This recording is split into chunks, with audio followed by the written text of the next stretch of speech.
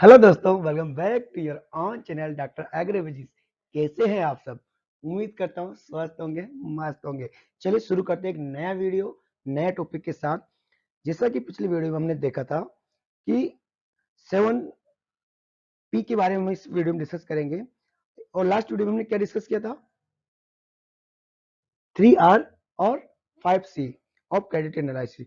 कि जब बैंकर के पास या बैंक के पास कोई किसान जाता अपना प्रपोजल लेके, तो वो किस आधार पे उसको जो है डिसाइड करता है। तो उसके 3 मेथड हमने डिस्कस किए थे।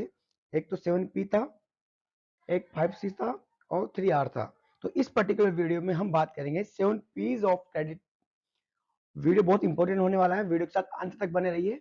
और अगर चैनल को सब्सक्राइब नहीं किया तो सब्सक्राइब करें, अपने दोस्तों के साथ शेयर करें, लाइक बटन को प्रेस करें। चलिए विदाउट वेस्टिंग टाइम वीडियो को स्टार्ट करते हैं। Let's begin.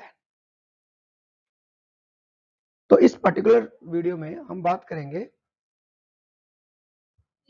7P's of farm credit. तो फर्स्ट पी क्या है? First P is the principle of productive purpose.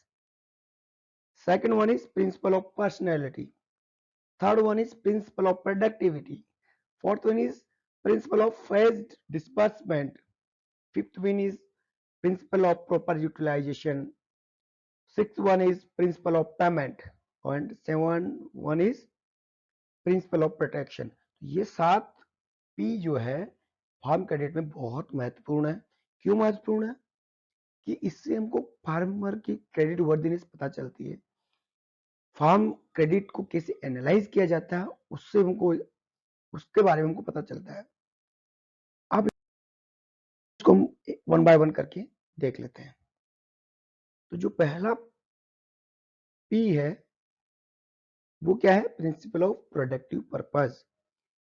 तो यहाँ पे आपको नाम से पता चल रहा होगा कि this principle refers to the loan amount given to farmer should be capable of generating additional income.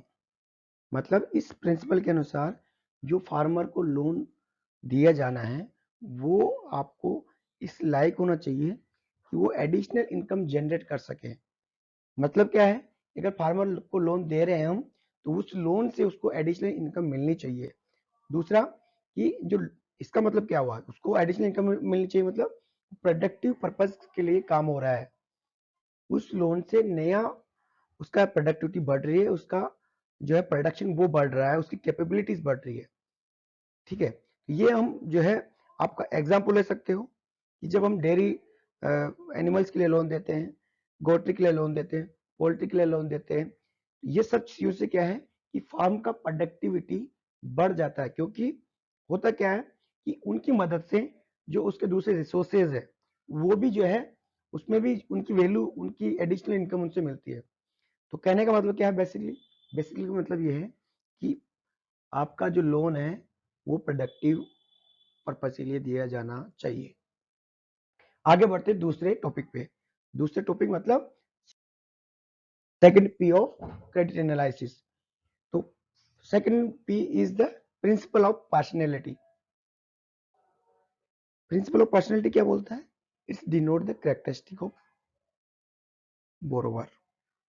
ठीक है, तो क्रेडिट जो कैरेक्टर है वो फार्मर का, वो इस पे डिपेंड करता है।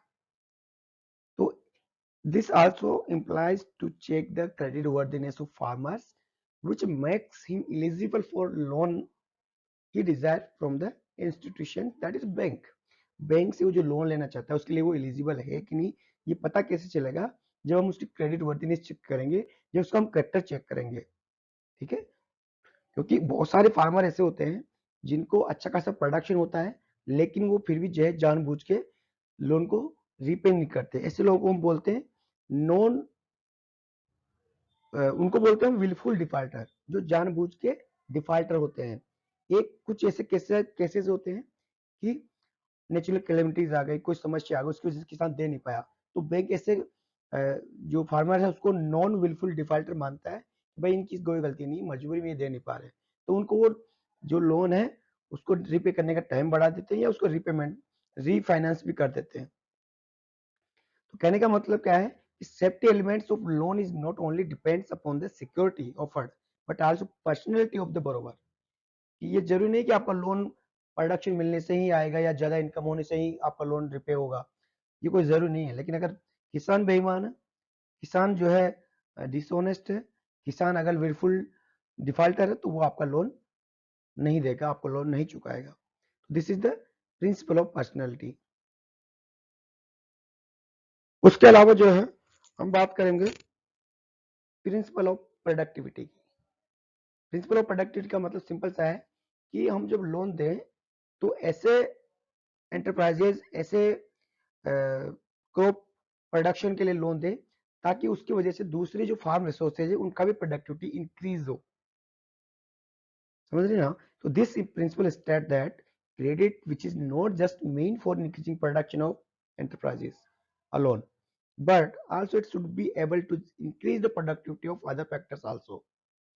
तो कहने का मतलब है कि जो लोन बैंक देता है वो केवल इसलिए नहीं देता कि आपका प्रोडक्शन बढ़े, वो प्रोडक्शन के साथ साथ जो है आपके जो दूसरे फैक्टर्स ऑफ प्रोडक्शन है, चाहे वो मशीनरी हो, चाहे वो एनिमल्स हो, चाहे वो क्रॉप प्रोडक्शन हो, उसका प्रोडक्शन भी, उनकी प्रोडक्टिविटी भी इंक्रीज हो। प्रोडक्शन के साथ साथ प्रोडक्टिविटी ऑफ अदर फैक्टर्स भी इंक्रीज होने चाहिए। एग्जाम्पल अपन लेते हैं इसका, जैसे मान लीजिए हाई यील्डिंग वेराइटीज जब हम यूज करते हैं तो उससे फायदा क्या होता है कि जो हमारा सोइल है, जो हमारा इरिगेशन है, जो हमारा फर्टिलाइजर है, उसका प्रोडक्टिविटी बढ़ जाता है। ठीक है, हाई यील्डिंग वेराइटी की वजह से उनको भी फायदा होता है और वो अच्छा प्रोडक्शन देते हैं, अच्छी प्रोडक्टिविटी हो जाती है। वैसे हम जो है कोई सुपीरियर ब्रीड ले लें एनिमल्स में, तो वो भी जो है केवल प्रोडक्टिविटी नहीं बढ़ाती है, वो उसकी जो कम्प्लीमेंट्री फैक्टर्स है, जो फार्म के अदर फैक्टर्स है, उनकी प्रोडक्टिविटी वो बढ़ा देते हैं। इसीलिए जो है ये जो प्रिंसिपल है वो एम्फासाइज करता है on making of resources as productive as possible by the selection of most appropriate enterprises. तो हमको ऐसे एंटरप्राइजेस के लिए लोन देना है जो बाकी एंटरप्राइजेस की प्रोडक्टिविटी को भी इंक्रीज कर दे, बढ़ा दे। उम्मीद है आपको समझ में आया होगा। आगे बढ़ते हैं। Fourth one is principle of phase disbursement. ये प्रिंसिपल आपको बताता है कि भाई जो लोन आपको देना है वो आपको फेज वाइज देना है, एक साथ पूरा लोन फार्मर्स को या बोरोवर्स को नहीं देना है, ताकि वो जो है प्रोडक्टिव वे में यूज हो सके, ताकि वो उसका जो कन्वर्जन हो जाए, जो डाइवर्जन ऑफ लोन हो जाता है, जो अनप्रोडक्टिव वे में या कंजप्शन पर्पज के लिए जो लोन यूज हो जाता है वो ना हो। जिस काम के लिए हम लोन सेंक्शन कर रहे हैं उसी में वो लगे। तो उसके लिए जो है जो लोन अमाउंट है उसको अलग अलग स्टेज में देना चाहिए। जैसे हम कुआं खुदवाते हैं, ठीक है, तो किसान को सारा पैसा एक साथ नहीं दिया जाता, अलग अलग स्टेज पे। जैसे आपने काम स्टार्ट किया, कुछ पैसा दे देंगे, फिर कुछ काम ने प्रोग्रेस दिखाया तो फिर आपको पैसा दे देंगे, ऐसे फेज वाइज देते हैं, सो दैट कि जो आपका फंड है वो गलत कामों में या अनप्रोडक्टिव पर्पज के लिए यूज ना हो। ठीक है, लेकिन इसका एक थोड़ा सा नुकसान ये है कि इससे कॉस्ट ऑफ क्रेडिट जो है वो हाई हो जाता है। नेक्स्ट प्रिंसिपल जो है वो है प्रिंसिपल ऑफ प्रॉपर यूटिलाइजेशन। अब प्रॉपर यूटिलाइजेशन का मतलब क्या है कि भाई जो लोन का जो अमाउंट है, लोन का जो पैसा है, वो उसी काम के लिए यूटिलाइज हो जिस काम के लिए आप सेंक्शन कर रहे हो। आपने कुआं खुदाने के लिए पैसा दिए तो कुआं खुदाने में जाना चाहिए। आपने लैंड को लेवल करने, लैंड को रिक्लेम करने या उसको इम्प्रूव करने के लिए दिया, उसी काम में होना चाहिए, मतलब प्रॉपर यूटिलाइजेशन होना चाहिए। ठीक है, ये उसकी सिचुएशन पे डिपेंड करता है, फार्मर की सिचुएशन पे, उस एरिया की सिचुएशन पे भी जो है डिपेंड करता है। इसके अलावा प्रिंसिपल ऑफ पेमेंट, अब ये बहुत इंपॉर्टेंट है। This principle deals with the fixing of repayment schedules of loans advance by the bank.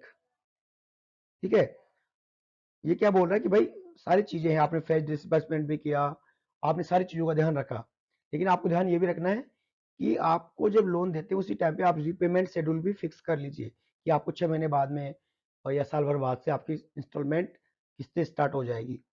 ठीक है, उसके लिए आप उसको 2-3 महीने का ग्रेस पीरियड भी दे सकते हैं क्रॉप हार्वेस्ट के बाद में, या जिस तरह का नेचर का आपका लोन है, लॉन्ग टर्म है तो उसमें थोड़ा ज्यादा समय देते हैं।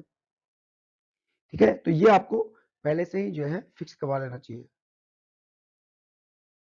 तो दूसरा इसमें रिपेमेंट जब शेड्यूल फिक्स करते हैं तो उसमें यह भी ध्यान रखना है कि किसान पे कोई बर्डन नहीं पड़ना चाहिए। मान लो अगर किसी क्रॉप सीजन में कोई नेचुरल कैलेमिटीज या वेदर कंडीशन खराब होने की वजह से किसान को फाइनेंशियल लॉस हो गया, तो उस टाइम पे उसको इंसिस्ट नहीं करना चाहिए, जबरदस्ती नहीं करना चाहिए, उसको मजबूर नहीं करना चाहिए डिस्ट्रेस सेल करने के लिए।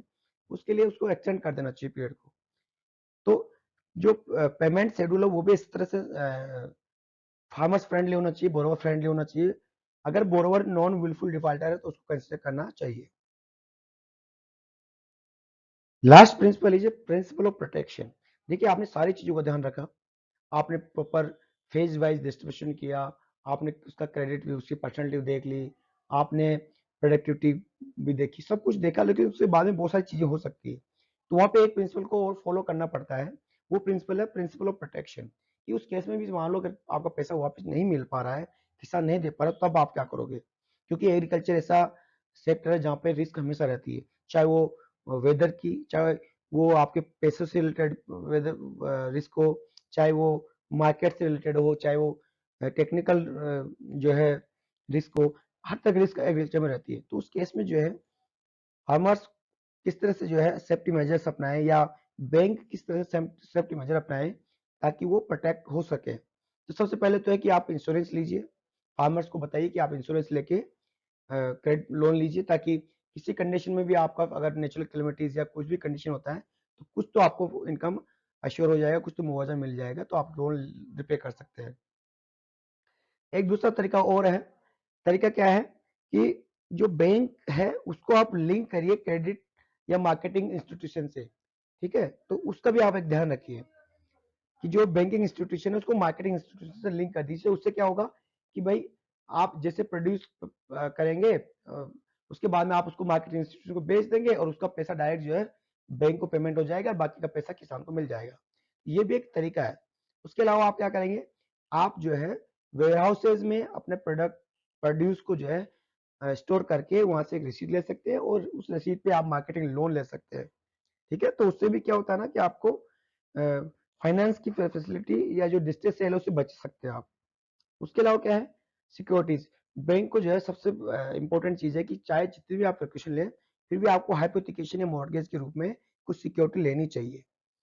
उसके अलावा जो है क्रेडिट गारंटी भी आपको इंपॉर्टेंट होती है। क्रेडिट गारंटी क्या होता है कि जब बैंक आपका पैसा जमा है या किसी तरह से लोन रिकवर करने में जो फेल हो जाता है, तो उस केस में जो है आपका जो DICGC होता है, जो जिसको आपको deposit insurance credit guarantee corporation of India बोलते हैं, उसकी जिम्मेदारी है कि वो आपको जो है उस लोन का भुगतान करे। ठीक है, ये इसका क्रेडिट लिमिट या इसका जो रिम्बर्समेंट का जो कैपेसिटी है, अमाउंट है, वो उस समय वेरी करता है।